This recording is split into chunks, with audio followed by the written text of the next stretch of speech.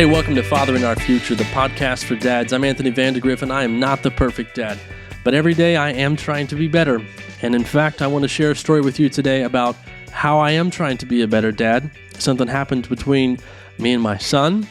And when most of you hear it, you're going to be like, oh man, because you're going to think about what you would have done in that situation. But I have to say, I'm pretty proud of myself and how I handled it, but that's not what this is going to be. This is not going to be me boasting about myself. This is going to be me sharing a personal story with you, and hopefully it inspires you and motivates you to be a better dad too.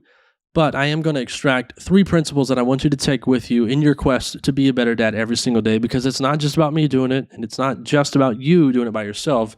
It's about us doing it together, and that's the mission, so that together we can better father our future. So I'll get to the story. Hopefully it's piqued your interest. But before we get to that, newsflash, everyone knows it's hot. Make the best of the heat. You got tons of opportunity, even though it's hot, to have fun with your family. Today, I had to fix some sprinkler heads in the yard. Lots of fun, right? We made it fun. While I'm testing the sprinklers, the kids are running through the yard, having a heyday, and we also had some water balloons that looked like grenades because my son saw them on my wife's phone while she was shopping on Amazon. She caved and bought them, so we had a family water balloon fight, and that was a lot of fun. So what I'm trying to say is, yeah, it's hot, it's miserable, but you can still have a lot of fun as a family. So look for areas day to day that you can have fun with your kids, and these will be the little things that they remember and take with them. So that's extra. The real principles will come with the story, and this is what happened. So we had some family come up and stay with us for 2 or 3 days, and one of the cousins is a little older than Frankie. Again, he's 5, so the cousin's probably 8 or 9, somewhere in that ballpark. Well, they wanted to play the Wii, so I hooked the Wii back up in the media room, and they're playing bowling, and then they want to try all the other games. So they moved on from bowling to boxing. Now, my son has a very unorthodox method, but somehow he wins a lot. I actually posted a reel on Facebook if you want to go check that out. It is pretty funny. I would encourage you to watch that, give you a good laugh for the day. But while he's a little unorthodox, he wins a lot. He has beaten me every time we've played it up to the story, and he played his cousin, he beat his cousin. He played his uncle, he beat his uncle. And then it was time for him to play me. Now, he and I have been playing games a lot more recently. He does not remember when he beat me at the age of 3 or whatever he was in boxing. Again, he's just kind of doing this number, and he wins. So, now we're playing boxing, and he knocks me down really early. I change up what I'm doing, and by that I mean I just start hitting random buttons. Well, it started to work somehow, some way. I guess I took his method. Anyway, I win the boxing match. Now, Frankie's number 1 goal in life right now is to beat Daddy in games. We play Mancala, and it's a fun game. I'd recommend it. Simple, strategic, and he has not beaten me yet. He's come close. And honestly, he could have creamed me once had he made the right move, but he's 5, okay? I'm trying to teach him strategy, how to think, because he is super competitive. I am competitive. His mama is competitive, and he just got the best of both worlds. So he's competitive, and he's a bit like me when he loses, at least how I was when I was his age. I was a sore loser, and so is he. And his reaction to losing is not always perfect. Anyway, so I have beaten him in every match of Mancala, even in little games that are completely up to chance, like Hi-Ho Cheerio. I've played him twice in that. It's literally a game of chance. You spin the little thing, and wherever it lands decides your fate. I've beaten him both times I've played. He is convinced that while I seem to win every single game, that somebody has to be able to beat me. And I tell him, like, hey, maybe I'm good at games, but I'm not the best. There's always somebody out there who's better than you who can beat you. Okay, so don't have this mindset of I'm always going to win, I'm always going to be the winner, because that's not how life works. So yeah, I'm trying to teach him things about life in the games, and that's a beautiful thing about games. But the point of the story is he's not beaten me in anything in quite a while. I'm going to come back to that and share a funny story about the tortilla challenge that we just did recently, but he's not beaten me in anything. he was hoping to beat me in boxing on the Wii. And when it didn't happen, he charged me. He came at me to just attack me. Well, I kind of nudged him back, got him to stop. Well, he started looking around, and here in the movie room, my wife has this big heat press because she likes to make shirts every so often, and she's got little rolls of vinyl, kind of like this. Now, this doesn't look too harmful, and if you're just listening, I'd invite you to watch it on YouTube. But this is a brand new roll of vinyl, and it probably weighs maybe a pound or two, and it's relatively soft, relatively squishy. But when thrown with enough force and the corner hits you in the eye, it can kind of hurt. And that's what my son did. He took this roll of vinyl and he charged at me like this. And when I went to stop him, he launched it at me. He launched it at me and he hit me right here, right next to my eye. Now, this is the part where I imagine most people listening are thinking, oh man, if my kid ever did that, that would be the end of their life. And I understand that impulse. I understand that reaction because in that moment I thought, dude, what are you doing? But when the emotions rose up, because I was mindful of this big goal of, hey, I'm trying to be a better dad every single day, right? There's a mission that I'm on. I stopped myself. I told Frankie, I said, okay, we're done playing the Wii. And when I said we're done playing the Wii, it went for everybody, okay? His uncle, his cousin, everyone left the room. I told Frankie to go to his room. And I walked in there with him, and I had the vinyl, and I asked him to hold it again. I asked him to tell me, do you think this is a little heavy? He said, a little bit. I said, feel the edges. I said, are they kind of sharp if you touch them right? He said, yeah. I said, do you think this feels really good if it's thrown kind of hard at someone's face? He said, no. Now, I told him, because I'm not opposed to spankings. Now, it hardly ever happens in our house. I mean, it is super rare. We probably hold some sort of a record because of how long it's been. But I told him, I was like, dude, this is probably what you deserve. You probably deserve to get some spankings because, you were physical with me. You probably deserve kind of the eye for the eye punishment here. But that didn't happen. I didn't give him a spanking. I talked to him. I talked to him about playing games. And essentially what I did was I grounded him from some things. I told him, I said, we're not playing the Wii. I was like, you can't handle it. So I took that out of the equation. And I told him, I said, if you have a problem, because he lost to other cousins and his uncle in other games, but when he loses to me, he has a different response. So I told him, I said, look, if us playing games is going to make you act this way, then we're going to take a little bit of a break because you need to understand that this is just a game. It means nothing in life. So I took a moment to explain that to him. I probably talked to him for a good 20 to 25 minutes. I made him aware of some things. One, games are games.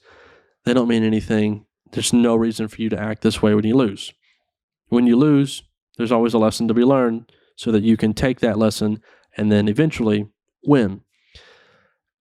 I told him a number of things. But the point of all this is to teach you some things, dads, because in that moment, the reaction is revenge. There's an impulse to do to your child what they have done to you. There is ego and pride at play because I've got my brother-in-law, I've got another nephew in the same room. And now this has happened in front of them. They've seen my son assault me, and now kind of all eyes are on me. What's my response going to be? How am I going to handle this? Am I going to just let it happen? And so there's a lot that was going through my mind.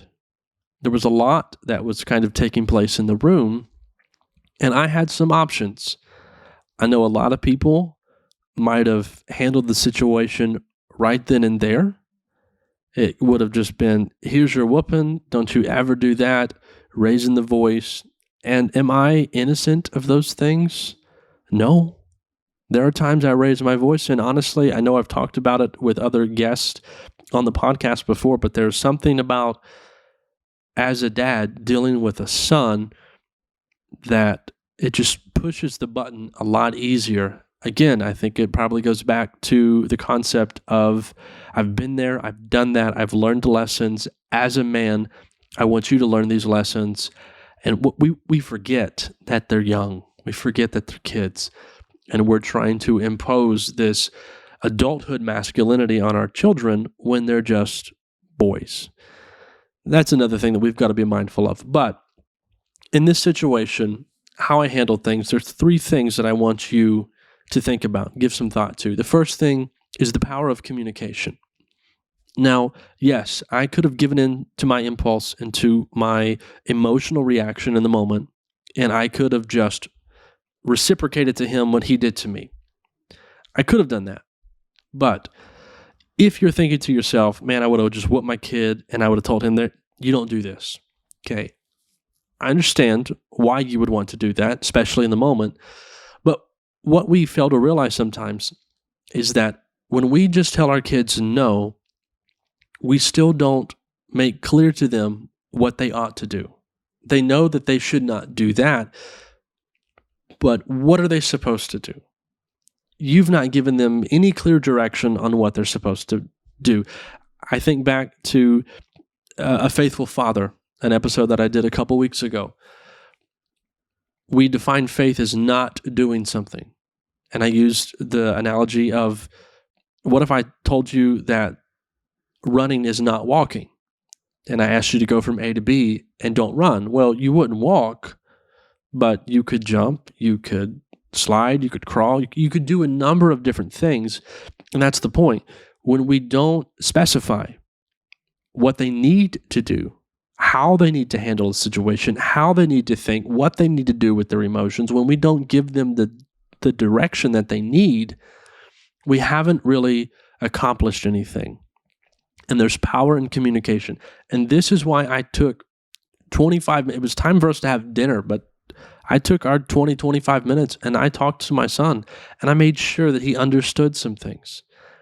I made sure that he understood how he should handle that situation, what he ought to do. I made sure he understood the nature of games. You can be competitive. That's fine.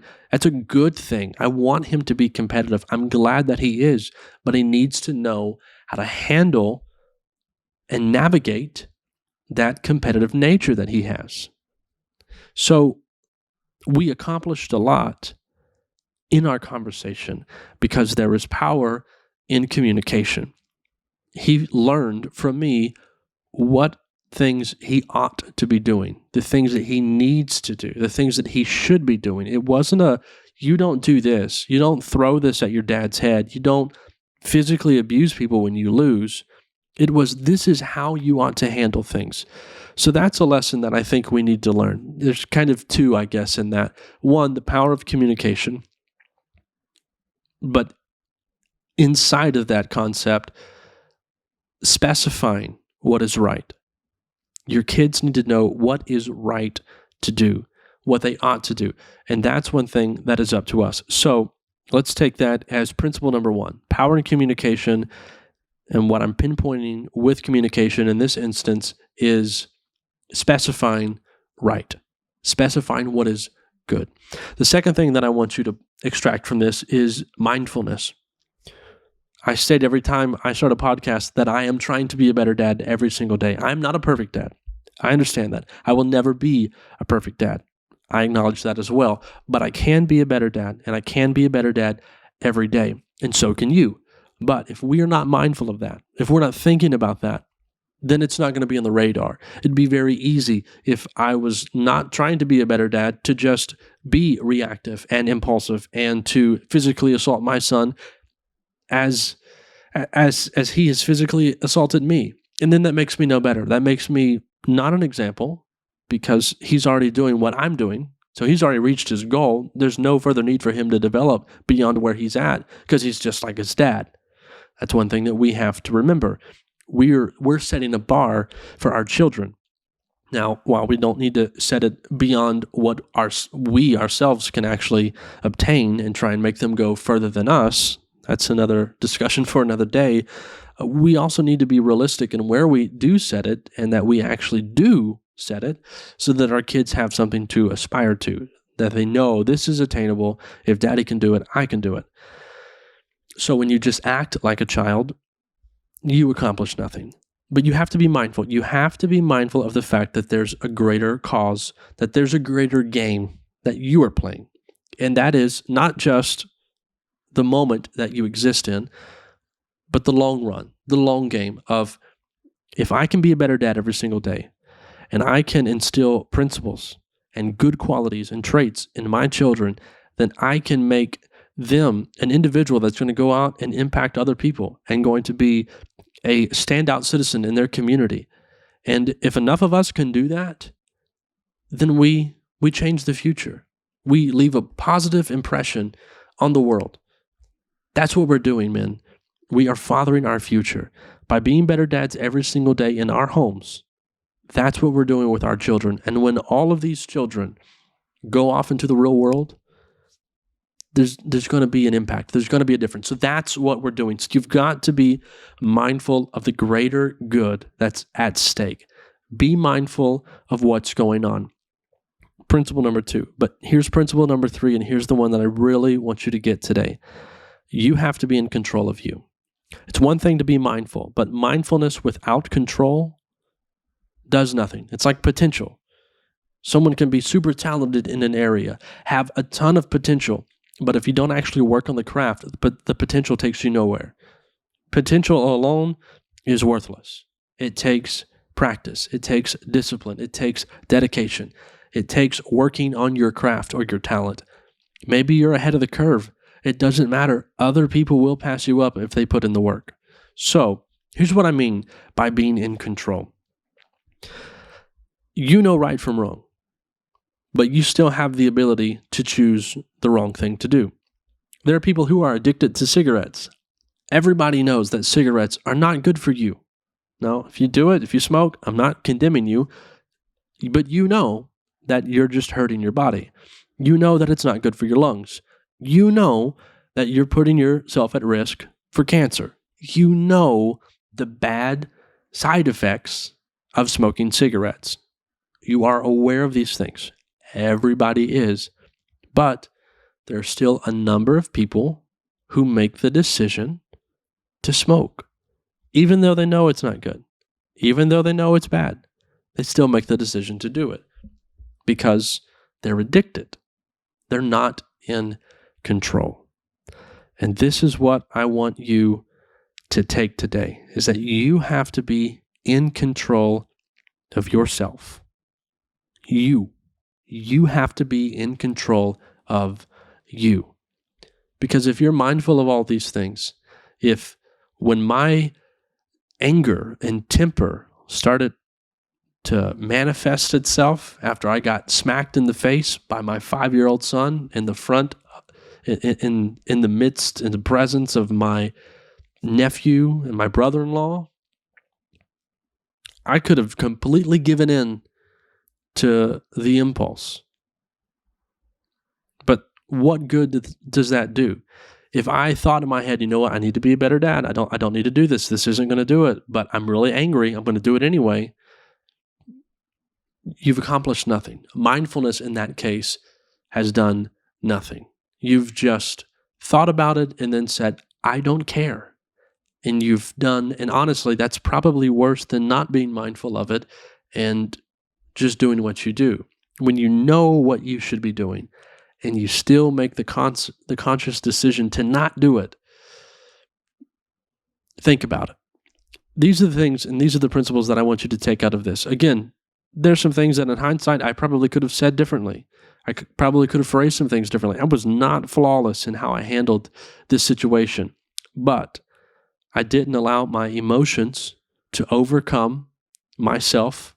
I was still in control. I was mindful that There's something that I'm working on. There's a goal that I'm striving for. There's a mission that's greater than just me. And I can be a part of that by trying to be a better dad and trying to help my children as a father. I was mindful of that. I communicated as a response of that, but that only happened because I was in control of me. Because I said to myself, nope, not going to have a temper, not going to react, not going to be mad, not going to be angry about this. And as men, I understand anger's a big problem that we have. It's a reaction that we immediately get when we feel like we lose control of a situation. Getting smacked in the face with a roll of vinyl by a 5-year-old son, that feels like losing control to me. So, yeah, would I have been justified? Maybe in the eyes of some. But in my eyes, as I'm striving to be a better dad every single day, and I'm mindful of that, no, it wouldn't have been right. So, being mindful, the power in communication, and being in control. None of that happens. The mindfulness, the communication, the actually teaching him lessons that he needed to learn does not happen if I'm not in control. So that is what I want you to take with you today. I want you to be in control of you. I want you to stay mindful of your weaknesses and of your flaws. Be self-aware enough to know where you need to improve. And when you are tested in those scenarios, stay in control. Make the decision that you need to make, not just for the sake of the moment. Don't let reactions overcome you. Don't let the emotions overwhelm you. Make the decisions that benefit the long game. Don't just try and navigate the battle. Remember, there's a war that's going on. Be the better dad, and be the better dad every single day. And I know you can do it. Now, I promised you that I was going to tell you about something. So we did the tortilla challenge, and I don't know if you know how it goes. This is extra content, but the way it works, apparently it's this viral TikTok challenge. Not on TikTok yet, but anyway, I saw it, heard about it, so I played it with my son. The way I understand it is you basically play a game of rock, paper, scissors while holding water in your mouth. You have a tortilla in your hand, and whoever loses rock, paper, scissors gets smacked in the face by their opponent with a tortilla. And whoever spits the water out of their mouth, either because of laughing or getting smacked in the face, they lose. Well, I'm thinking to myself, this is a great way for me to lose and have fun. So there's a little video that you can check out on Father in Our Future on Facebook of me and my son playing the tortilla challenge. And when he smacked me in the face, he did it twice, and he smacked me pretty good. And at the end, I spit water in his face because, for me, this is a prank. I can spit it in his face. I'm really winning. But in his mind, I told him the rules of the game. He knew that he won because I spat the water out. And again, he's not beaten me in anything in so long. He was beaming with pride that he won the tortilla game. That's what he calls it. He wants to play it. He's been asking to play it, not only with me, but also with his mother. He wants to play it because he enjoys smacking at least me in the face with a tortilla. And the fact that he won, it made him so proud. He's done nothing for the last couple of days but talk about how he beat me in the tortilla game. Now, I don't lay over and die when it comes to games, and that's probably why he's so angry. I'm not going to patronize him by losing on purpose so that he can win. I want him to work, and I want him to know that he won because he put in the work. He put in the strategy. He thought about it. He earned it. That's what I want him to get out of that. So I don't go easy on games with him. But I was willing to lose in that game because losing the tortilla challenge kind of makes you feel like a winner. So anyway, he's beaming with pride, and I think we've overcome the whole he hasn't beaten me in anything in a long time. That was the extra story. But let me go ahead and recap, just for the sake of recapping, the 3 principles that I want you to take out of this. The first one we talked about was the power in communication. Yeah, you can be reactive. Yes, you can give into an impulse. But if you actually take the time to talk to your children and to tell them what is right, not just tell them what not to do, you're going to make a difference. The second thing is be mindful. Okay, we have a goal as dads, and that is to be a better dad every single day. But if we lose sight of the goal, then everything is going to go downhill. And the big one, be in control of you. Because if you are mindful and you still make the decision to just do what you feel like you want to do, you're still not accomplishing anything. It's essentially wasted potential. So be in control of you. And when the tests come and when the hard times arise, do what's right. Be in control of who you are. Because if you will do these things, if you will communicate with your kids, communicate what is right, if you'll be mindful of your mission and goal to be a better dad every single day, and you will be in control of yourself and actually follow through with the mission, not only will you improve as a man and as a dad, but the future is going to be bright because your children are going to go out and make a huge difference in the world. So take that with you, have fun in the sun, and be blessed. Thanks for being with me today. This is Fathering Our Future, the podcast for dads. I'm Anthony Vandagriff, and I hope you will join me next time.